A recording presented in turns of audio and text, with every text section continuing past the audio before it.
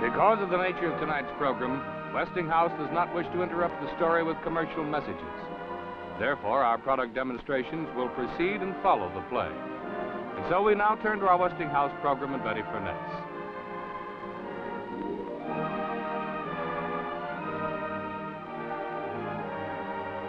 How to save dollars. Say, put the other piece in. Let's see how many dollars. All right. There. How to save $80. That's real money in anybody's language, isn't it? And here's what will save it for you. This beautiful new Westinghouse television set with its matching base in rich mahogany veneer. Now, like lots of other people, I'll bet that you'd love to own a new television set with a huge 21-inch screen like this. But you'll find that the better 21-inch consoles cost at least $379 today. But you can get this new Westinghouse set together with the matching base that makes it look just like a console for $80 less. Yes, the price is sensationally low. It's just $299.95. Now, prices may be slightly higher in the South and in the far West. But remember that the new Westinghouse sets are the only sets that give you clear pictures that stay clear. For instance, on most sets you get streaks like this when a neighbor uses electrical equipment. But on the new Westinghouse set, streaks are eliminated by the amazing development called the electronic clarifier. Then there's the flutter that you get from passing airplanes and other kinds of interference. Isn't that annoying? Well, the wonderful Westinghouse electronic clarifier stops flutter, too. And here's something that's really maddening. This is called flop over. But in the new Westinghouse sets, the electronic clarifier gets rid of that nuisance, too. Just think, in every new Westinghouse set, thanks to the electronic clarifier, there are no streaks, no flutter, and no flop over in any area where the television signal is normal. And all new Westinghouse sets have other amazing new improvements, too. And remember that this 21-inch set, together with the matching base, is yours for a limited time only for just $299.95. So why don't you go and see it at your Westinghouse dealer tomorrow? Own the best in television at the lowest price. And remember, you can be sure if it's Westinghouse.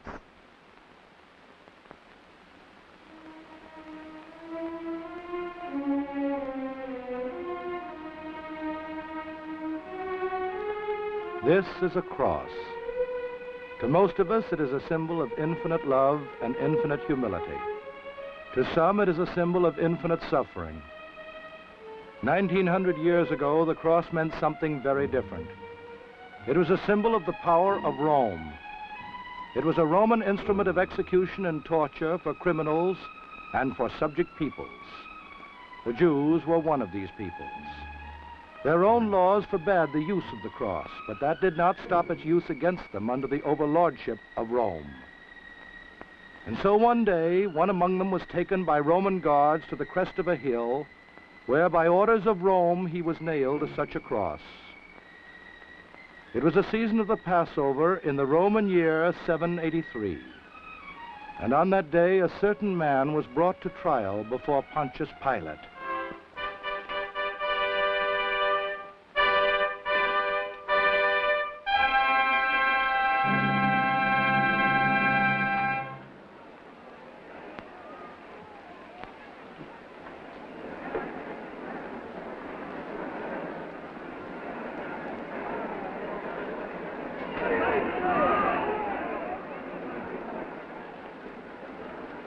My lady.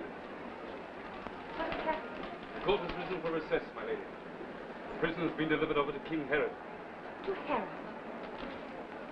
Was this by order of my husband? Yes. But why? The man's a Galilean.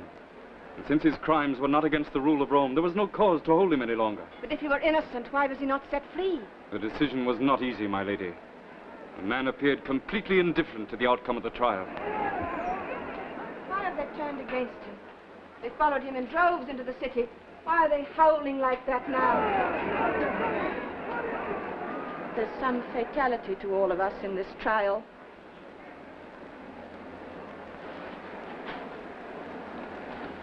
Well, yes. See, we are not disturbed. The High Priest requested audience. I've said I will see him.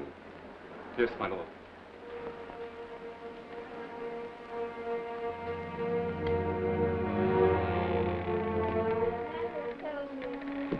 Turn the man over to Herod. Yes. Why? For more to gain time than anything else. I have little faith in Herod's willingness to bear the burden. He'll slither out of it. Meantime, it'll give me a chance to think what I should do. And is it so hard to decide? The man is a mystery. He will not struggle against events, not even against death. I could save him even now if he'd make the slightest effort at cooperation. Does he still insist that he is the rightful king? I said to him, "Are you the king of the Jews?" And he answered, "You say I am." And then he added that his kingdom was not of this world, that he came to fulfill the law of his father, whatever that may mean.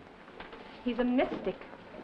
He's made the people believe that he's fighting for a new idea, for the truth. My dear, do you suppose for one moment that that mob of malcontents and beggars that follow him are even remotely interested in the truth? What they would like to do is to storm this palace, string Herod and me up by the neck, and put up some crazy revolutionary government of their own. Oh, Pontius, how little you understand these people. Least of all him. Why, he's no more capable of starting a revolution than I am. Perhaps. The High Priest is here, Your Excellency. Do not send me away. Allow me to stay. I would wish you to stay.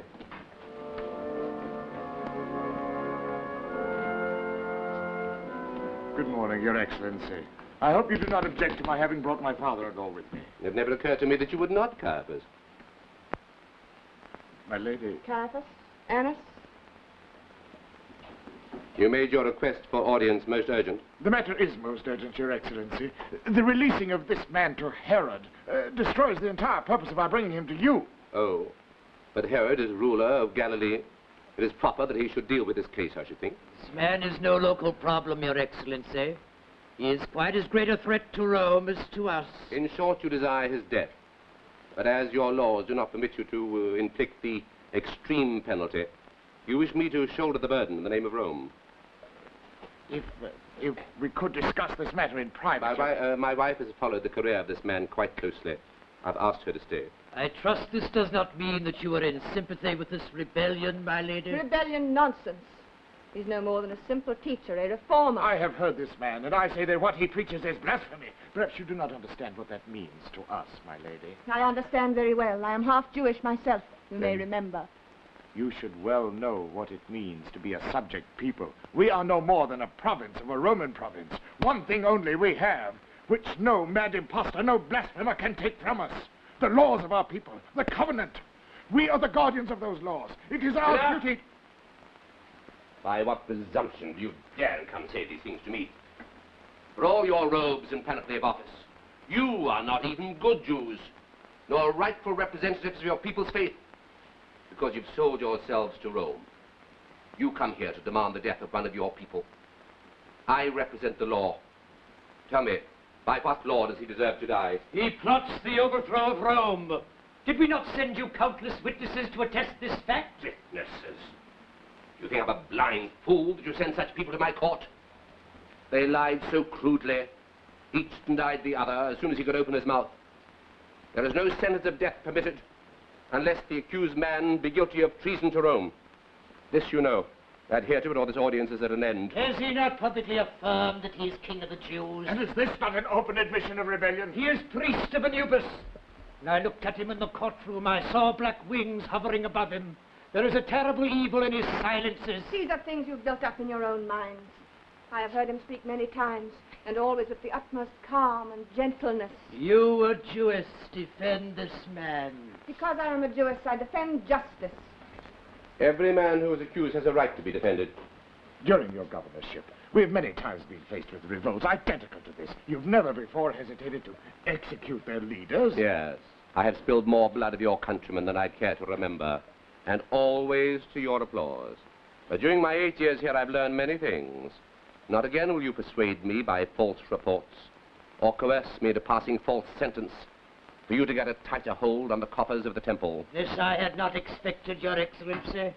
You compel me to believe that you have some personal interest in this man. Could there be in this rebellion something of advantage to you? Do you dare to suggest, Annas, that this Nazarene is in the pay of Rome? What can I think when you so impugn our motives in your own behalf?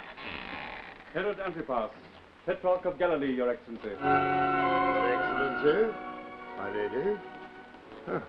The birds of ill omen gather at the prospect of a death sentence. I suspect that for once we may count you on our side, Herod. With some shame, I admit it. Expediency has driven me into your camp. We need none of us pretend that we have the good of our people at heart. This I deny. Our national heritage, the covenant itself, is threatened. There's no need to sound so noble. We are quite aware that this man represents a threat to all of us. If he proves to be the Messiah, your powers will be considerably curtailed. If he's the hereditary king, I lose my throne. And if the people rise and join him, as seems most likely, it will lead to a revolutionary war with Rome. Had you overlooked that possibility, Pilate, when you sent the man to me? Does this mean that you refuse responsibility of one of your own subjects? We are all subject to the overlordship of Rome. I resent that sufficiently to admit that had the man shown evidence of being the true Messiah, I might quite possibly have espoused his cause. Since he did not, I return him as a matter of precaution to you. Waste no more time on legalities, Pilate. Crucify the man now and get it over. I have no intention of providing you with a martyr, Herod. I warn you, Pilate, unless this man is sentenced, it will go ill with you, both in Judea and in Rome. Whatever complaint you care to make to the Emperor will not affect the outcome of this trial. Good day.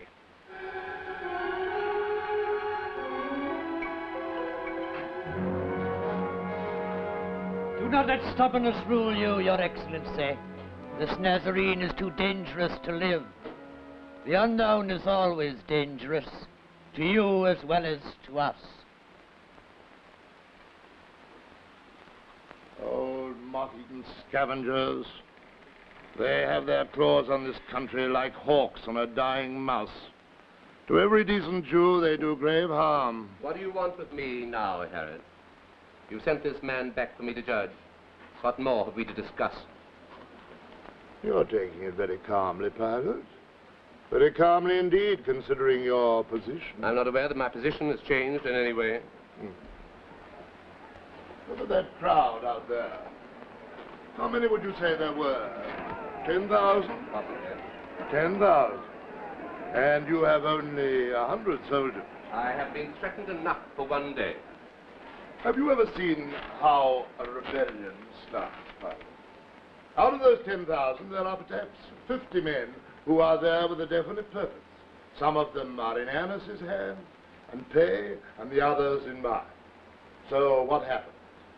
One of those 50 men throws a stone. It hits one of the guard.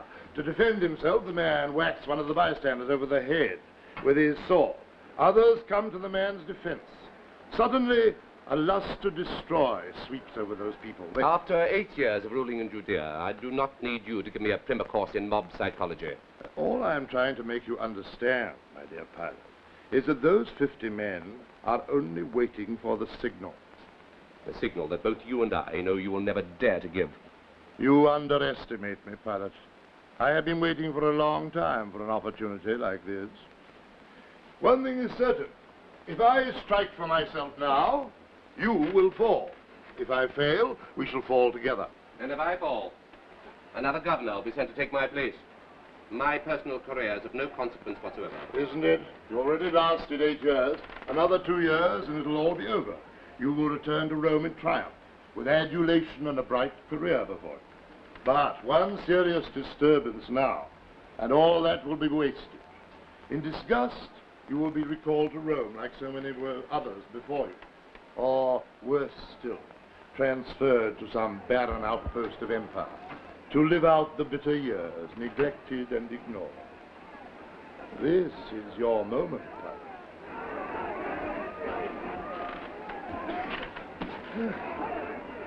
A crowd is a wonderful thing, a terrible thing. The weapon of power, the anvil of the mighty. Forgive me, Your Excellency, but the court is assembled. Have the prisoner brought back. What makes a king, Pilate? You're not in a throne, not in an army. Not even in a crowd. I have hated you for 8 years. There is nothing in the world more uninspiring than a government official. Except the king, who had not the courage to be a king. I might find the courage. Yes. Quite suddenly, I might find it.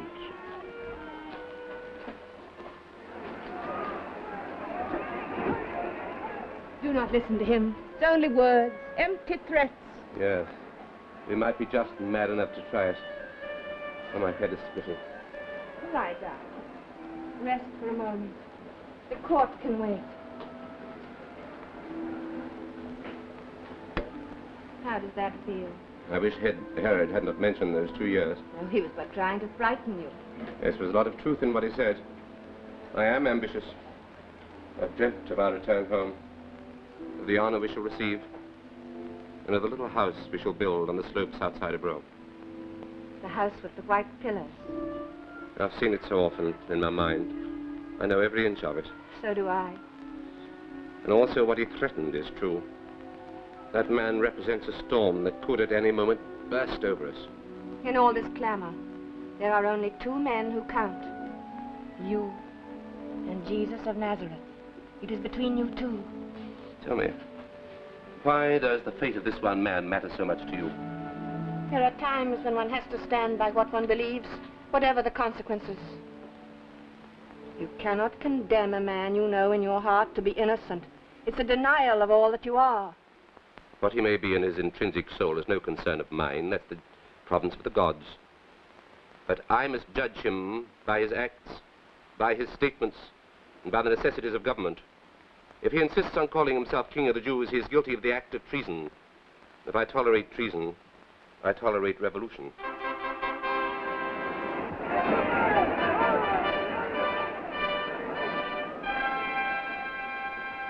This trial has nothing to do with us, what we feel for one another. But it does.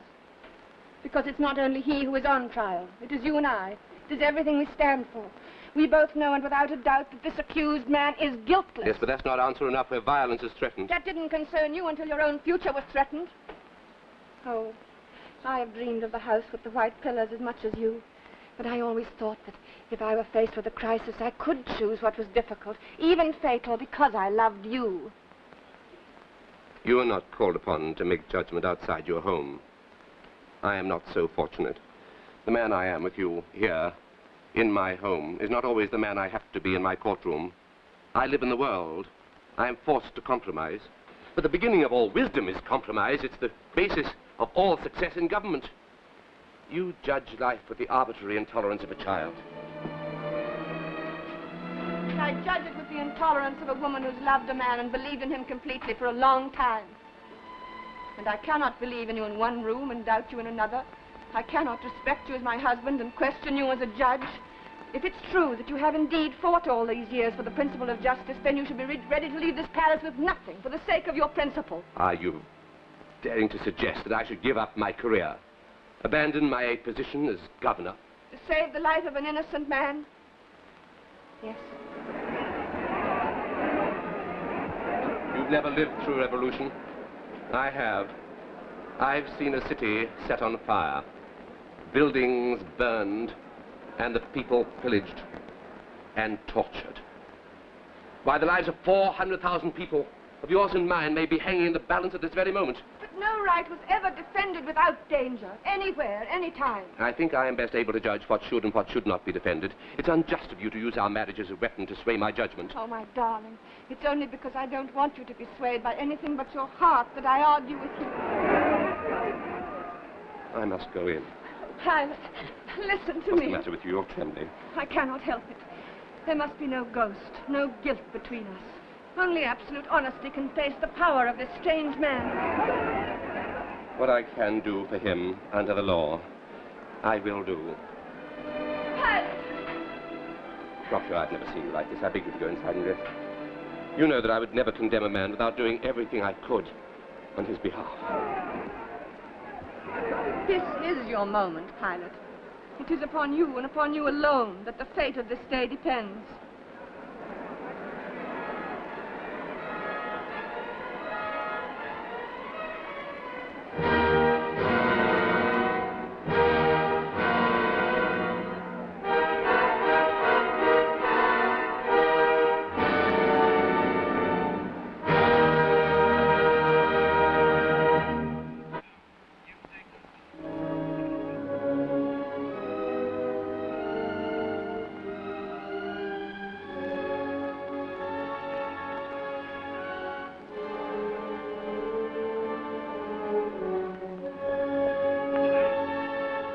Now from the 6th hour there was darkness over the land unto the 9th hour.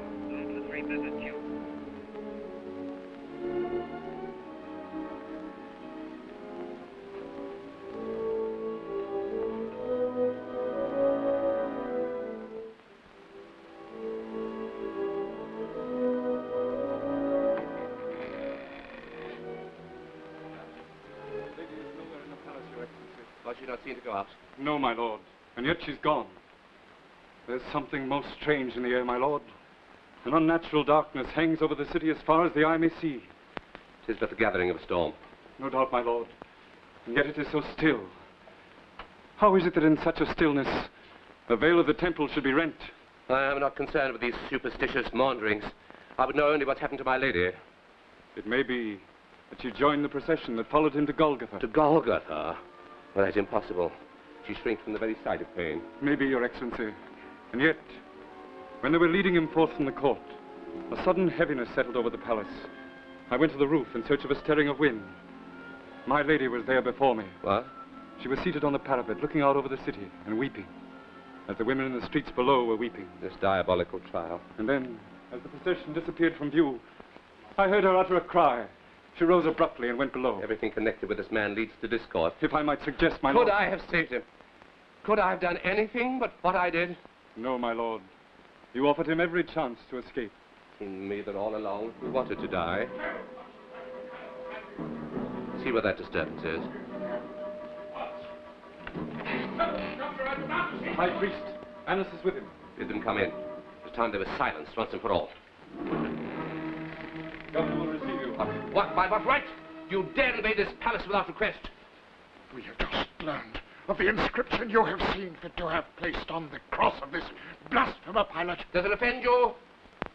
You have had written in 3 languages that he is king of the Jews. We demand that this lie, this insult be torn down. What respect can we command among our own people if this insult is permitted to remain? The respect you command is absurd at best. It is hollow and without meaning. I defend the principle of Rome, its law and its power. If this man that you describe is the impostor that you claim, then indeed is he guilty of the penalty for blasphemy and no more. It is only as he was indeed your king that he deserved the penalty of death. It is so he was judged and condemned. It is so he was crucified. Call this lettering an insult if you like. But it is for me the justification of the judgment that I have passed down. And as such, in the name of Rome, it will remain.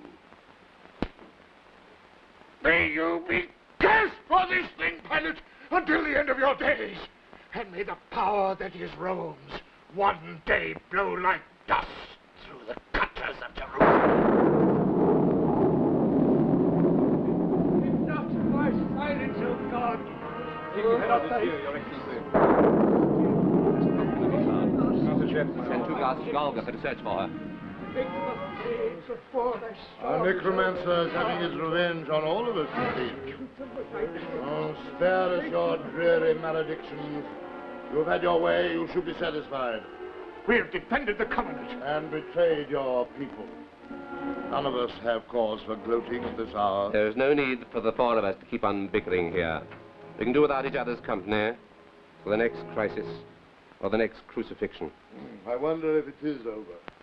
We are all still here, the unholy alliance, just exactly as we were. Only he has gained his objective. What was his objective? To fulfill the prophecies by proving that he is the true Messiah. Had you failed to recognize that fact? What? Blasphemy! He will die before the stairs out on the hill of the skull, like thousands of others. Only the Messiah is above death. He is not like the others. I was afraid of him. I admitted it. I wanted to destroy him. But now, I wonder, was my desire for his death merely a deception? Was I and my fear merely a contributing factor to the event? The event, do you see, that had to happen? He was crucified because you demanded it. The 3 of you. You left me no choice. We left you no choice. You knew that Annas and Caiaphas were powerless, and that I was never really start an insurrection. You condemned him because he had to be condemned. You were in the grip of something stronger than you were, Pilate. I am warning you. Who knows how deeply he may be versed in the arts and magic. Suppose he were to be taken down and revived and rise again. We should have no means of denying that he is what he pretends to be. He would have the whole nation behind him. If he were indeed the Messiah, why did he not save himself? If he were the Son of God, he would have come down from the cross. My soldiers will remain at Golgotha until death is proved according to law. I will discuss it no further. That is not enough. Order your men, after he is taken down, to cut off his head, like I did the John the Baptist. That is the only way to ensure that death is indeed the end of everything.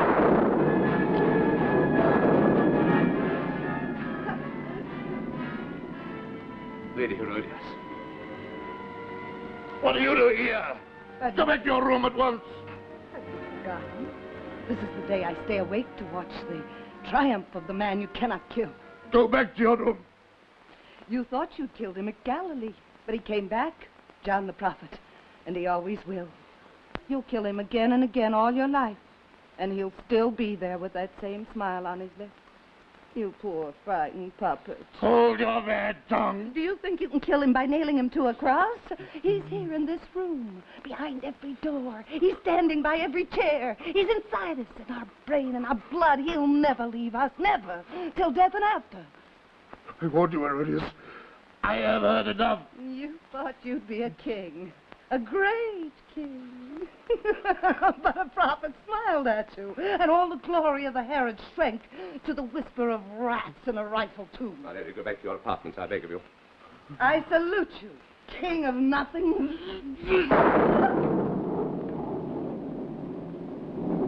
That was unforgivable. You may sleep tonight in my room. At least you will be alone there. Is he dead yet? These are my apartments, King Herod. I ask you to leave them. Is he dead yet, I asked you? Is he dead, the king of the Jews? No death in this world can wipe out the smile on his lips. Not even the everlasting doth.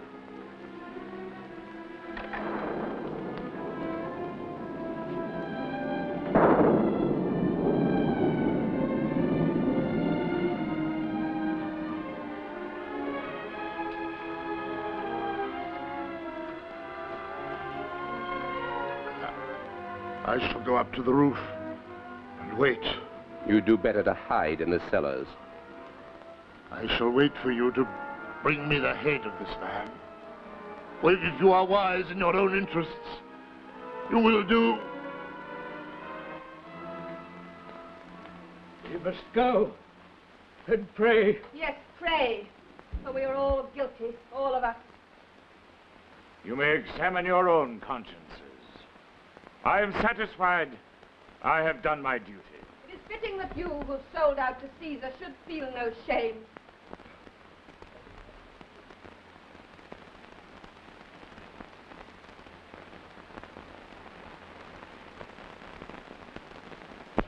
I'm very angry with you. Why have you done this? I had to find out why he had to die. I told you again and again he was condemned because he would not save himself. He did not want to be saved. And what has he gained? He died a convicted felon, no more. No. It is we who are condemned as felons. You said that we must live in the world. I think I've seen for the first time what the world is and what the world can do. The world can hang a body on a cross and drive nails through the quaking flesh and sit and jeer and play dice while a man's heart is torn out and tortured. It can dip a sponge in vinegar and thrust it between the bleeding lips made meaningless by pain. And that is all. That is the world's only answer to the riddle of what we are. I would have given anything to prevent you from seeing this. But I saw something else in the midst of this horror. Suddenly he was beyond your soldiers with their gleaming breastplates and their spears. There was nothing they could do to him, nothing. He passed beyond the thunder and the wind into a silence, splendid, terrible, and perfect. I should have watched over you and kept you near me. You're cold. You're like ice. Listen, what you've seen today is a vision of the world's brutality. But it has no more meaning to it than that. You must now try with all your courage and your trust in me to face the shock of this realistically. It will help you and pass from you sooner. Will the truth pass so quickly? I will tell you what the truth is. It is our life together. Do you understand? The walls of our house that shut out the anger and the pain. If I have wrestled with the intrigues and bitter, twisted wickedness of this city for so long, it is only that we should retire sooner and lead the life that we've dreamed of. Oh, so it is for me that you let him die. I did not let him die. It was a political necessity. Do you imagine that careers in politics are achieved without incidents? Many incidents like this. But I never wanted a career for you at such a cost.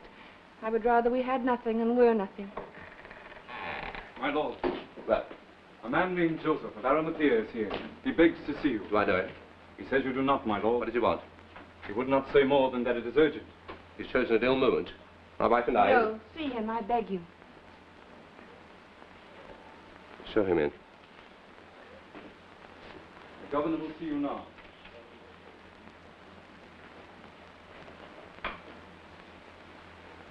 Well, what reason have you to demand audience at this time?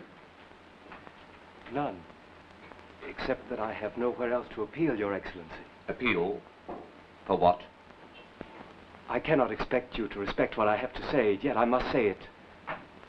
I have come but now from Golgotha. I have stood and I have seen. And no matter what anger I may arouse, I must say to you that I believe you and we have done a monstrous thing. What? No. Let him say what is in his mind. Go on. Thank you, my lady. Your Excellency had reason, I am sure, to command that this man should die. You are Roman. I am a Jew. He faced you with silence. To me, he said, if you would be perfect, sell all that you have and give to the poor. Come then and follow me. I had neither the faith nor the courage then to give up so much. I slid away. Well, what do you wish? To make amends. I denied him once while he was alive. I would not deny him a second time. If I have given nothing to the poor till now, at least I can give to him a place to rest. This man will be dead by morning. It is ended. Is it, Your Excellency? I have no time for these meaningless questionings.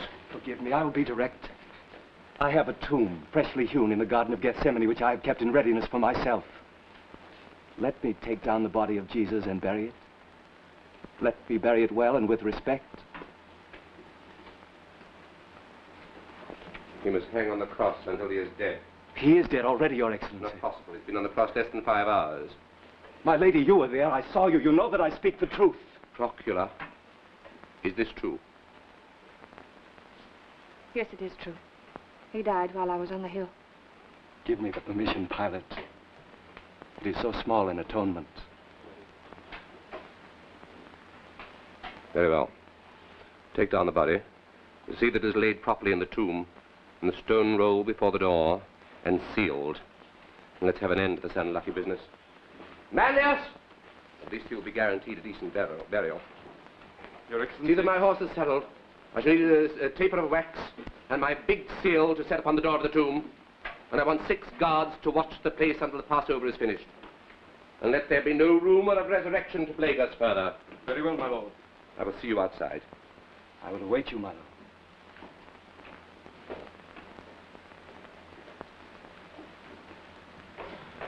Do not let this come between us.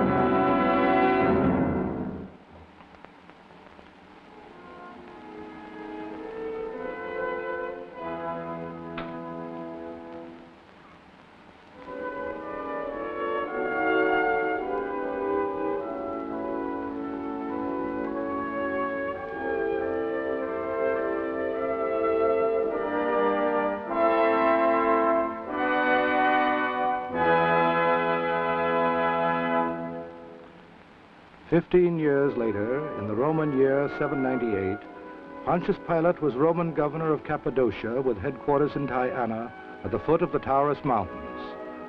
This was many miles from Judea, but the shadow of that incident in Jerusalem had begun to spread far beyond the olive groves of Golgotha.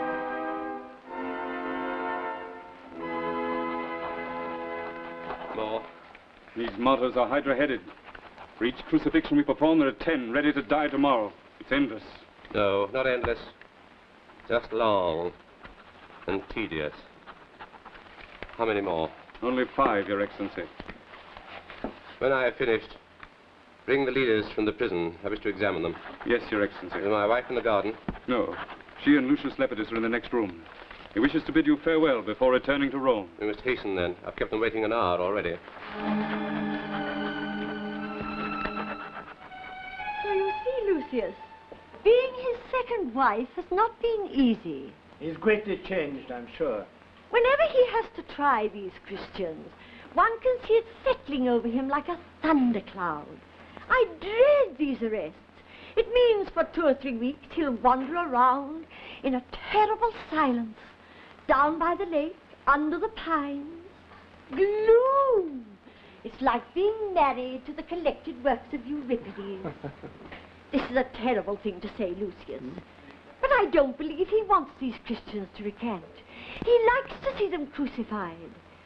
He thinks that by sentencing them to death, that he can stamp out some obsession in himself. But he can't. Well, Lucius, are you leaving us after all? I'm afraid so, yes. We shall miss you. It's been like a breath of spring having you here. I must go and see if everything is in readiness for your departure. Forgive me. These Christians seem to be taking up a great deal of your time. Yes, but I think we can say we're past the flood. As long as we continue to be strong, they will soon lose their love of martyrdom. It's amazing how it spreads, though. The demonstrations are breaking out everywhere. The longer I live, the more I detest religious fanatics.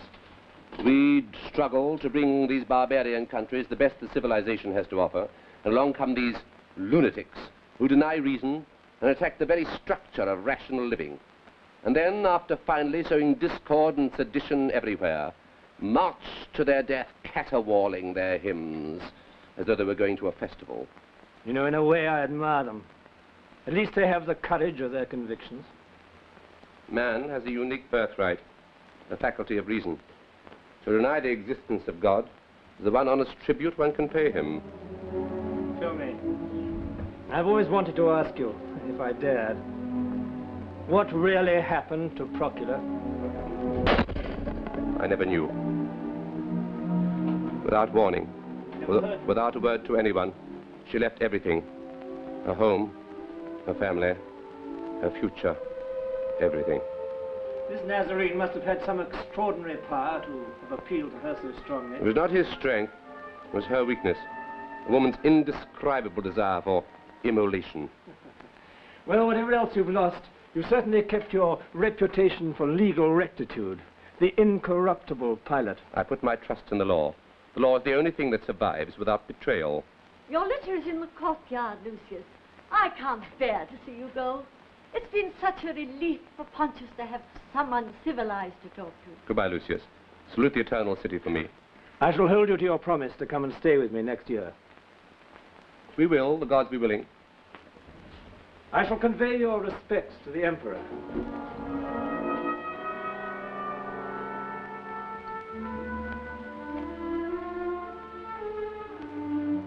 The first of the ringleaders have been called, Your Excellency.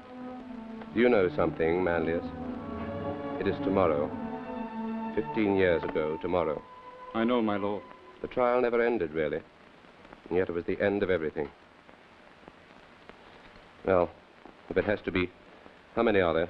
4, my lord.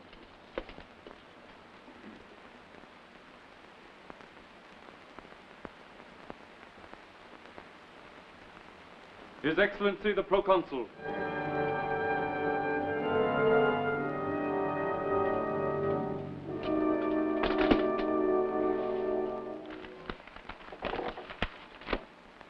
You, I understand, are the confessed ringleaders who enjoin the populace to defy the authority of Rome. You're also responsible for inciting the mob to desecrate the statue of Jupiter in the public square. Will you please answer my questions? Are you aware of the penalties incurred by these acts? I would ask you to answer individually. Yes. We knew the penalty. Yes. Yes. Yes, I knew. I would wish the prisoners taken back to their cells. I would talk to examine this one only. Yes, Your Excellency.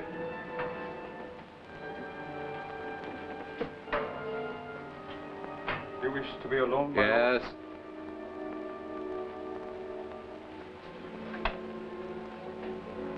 Procula, what are you doing here with this band of rebels? I was arrested. Your hair. It's been white for years. Fate certainly played a supreme jest, bringing us together here like this. I think it is very fitting that you should judge me. At least I am certain of a fair trial. Why did you never send me word? There were no words. It seems that I was deceived in placing so high a value on the bond of marriage. I never loved you more than when I left you. I had to give up what I loved most in order to learn to love more. It was little enough beside Golgotha. And what precisely did he give up? He endured, no doubt, a few terrible hours on the cross, but he was sufficiently recovered to vacate the tomb 2 mornings later. He had risen. Don't tell me that you, of all people, support this incredible belief in his resurrection. It's no myth. You have the temerity to believe this incredible fabrication. He rose from the dead as he had promised, as all men may leave the prisons of their mortality. Do you not think that I examined enough prisoners not to know what happened? I've collected proofs for the last 15 years. They're in my files 1,000-fold. And still the final proof always escapes you. Because the final proof isn't in him, but in you. And the truth that he stood for... All you Christians babble about the truth. And yet in the courtroom, when I asked him the question, what is truth? He made no answer. What could he say? What could he have said that you would have accepted?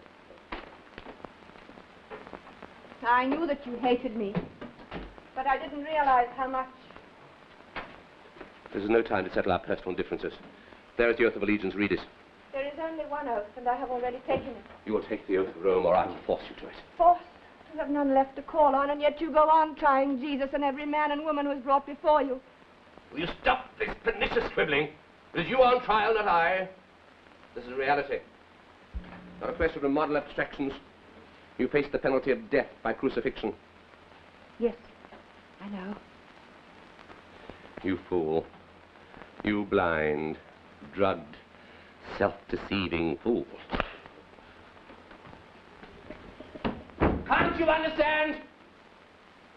There'll be no Joseph to take you down. No tomb for you to recover in. You'll lie out there for 2 days until they break the joints in your legs and your heart bursts with the rush of blood. And they will throw your body into the common grave. There's no indignity in being buried with one's friends.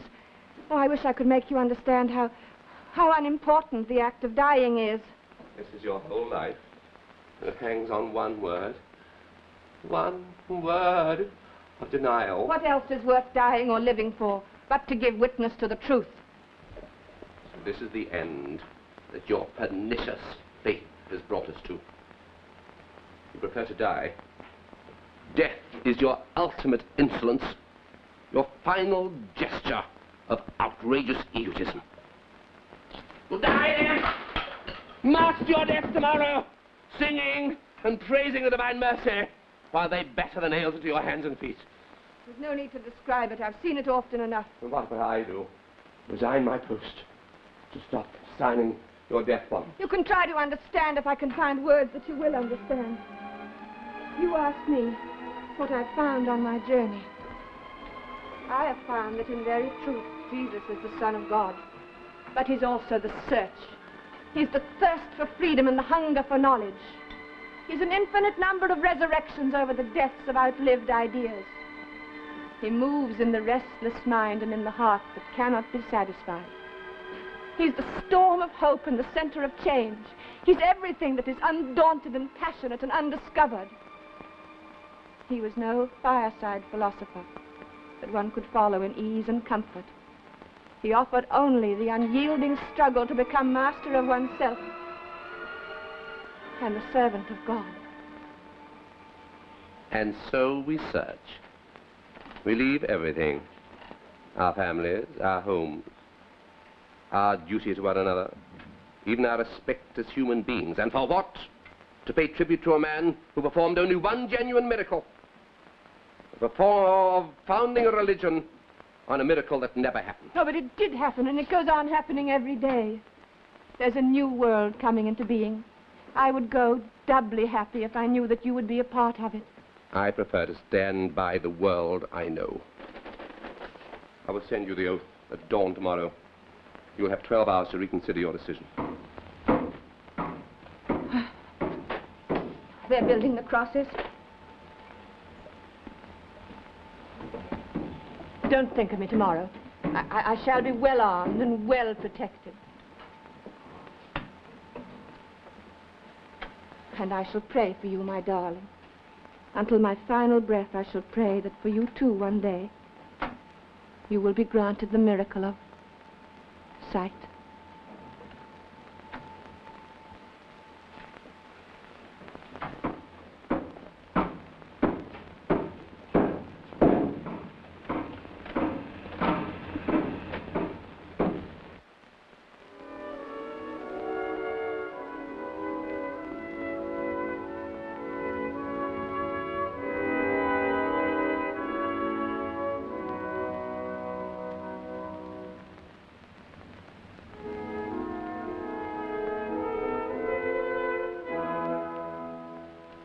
They refuse to sign the oath, my lord. They must learn, or they must be taught to learn. It is the law. The law? What does it matter what they believe? Let them go, my lord. But it does matter, and they know it. It is all that matters, what you believe. Caesar or Christ, what you believe.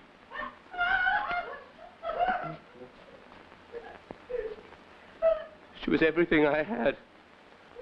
Everything I ever cared for. What else is worth dying for but to give witness to the truth? To give witness to the truth. To give witness to the truth. Manlius, tell the execution to stop. Let them go. Let them go.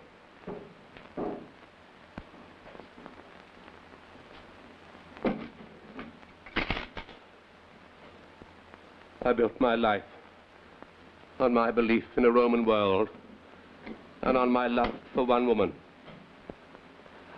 I don't know where I failed.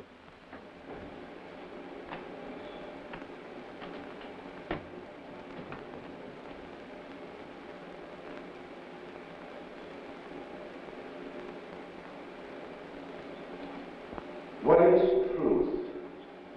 What is truth? What is truth? This is your answer. The answer you never gave. I asked you what is truth, and you kept silent. This is the only answer you ever had.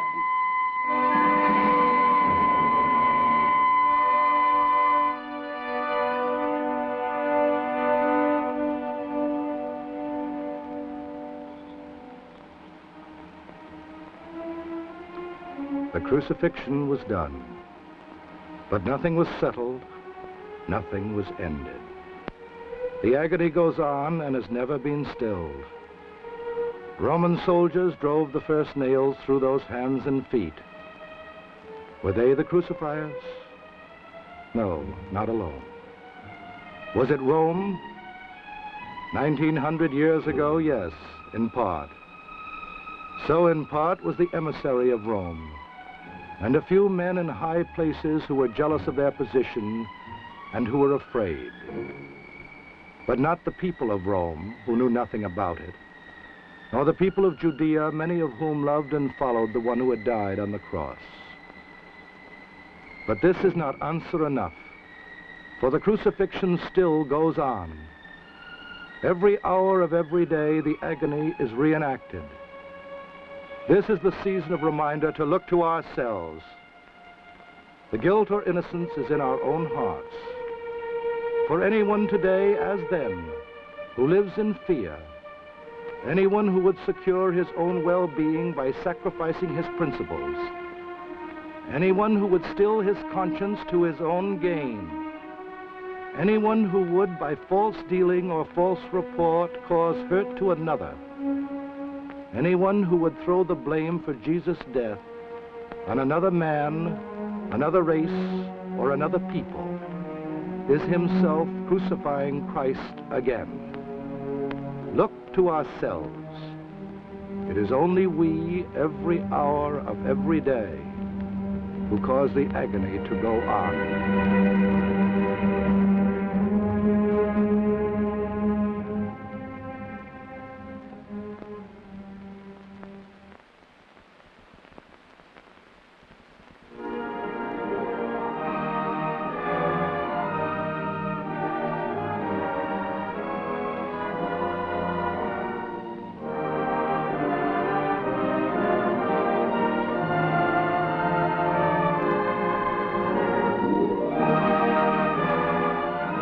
We turn once again to our Westinghouse program. Jane's twins arrived. Say, that sounds real exciting. Let's hear all about it. Yes, they arrived today. Isn't that wonderful? What? Uh-huh. They're identical. They look exactly alike. Of course, I'm prejudiced, but I think they're just perfect. Bye. Bet I didn't fool you at all, did I? Bet you knew all along just what twins I was talking about. And here they are. America's favorite twins, the Westinghouse laundromat and the clothes dryer. Jane or any woman would be very happy to get them because they take all of the work out of wash day. Well, you can actually wash and dry an entire load of clothes in just 2 minutes of your own time. Let me show you how easy it is. First, you just open this door here. Then you check the weight of your clothes on this scale. Then, set the water saver dial over here according to the size of the weight. Add soap and forget it.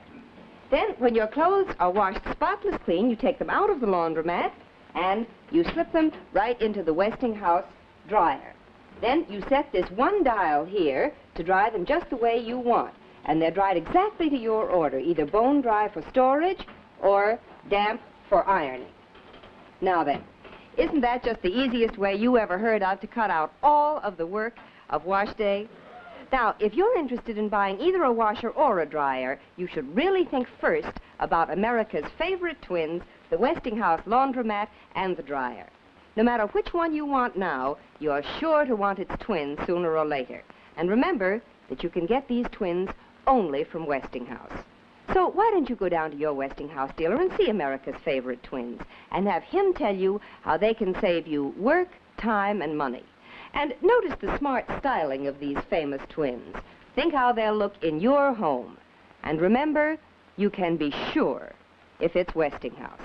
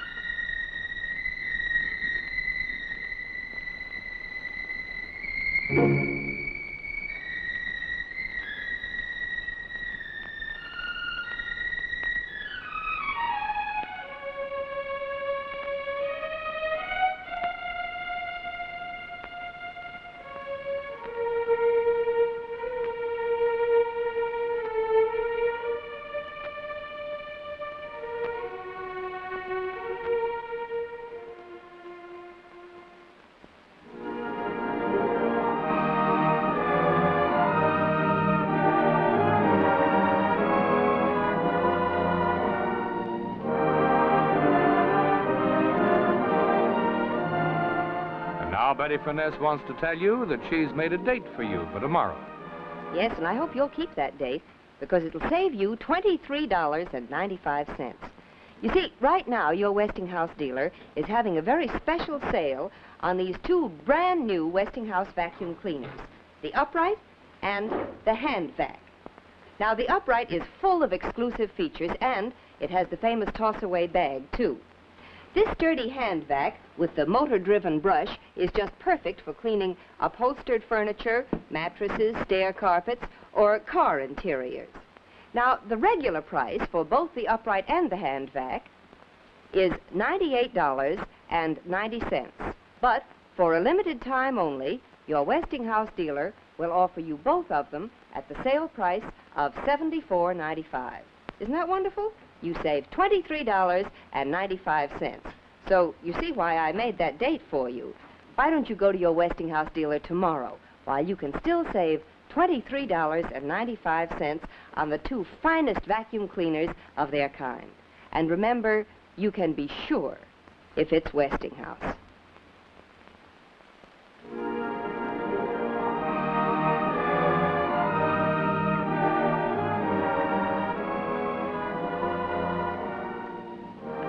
This is Paul Brenson saying goodnight for Westinghouse, maker of more than 40 million products for the American home. Remember, the cancer crusade is on. Give to conquer cancer. And now, until next week, good night.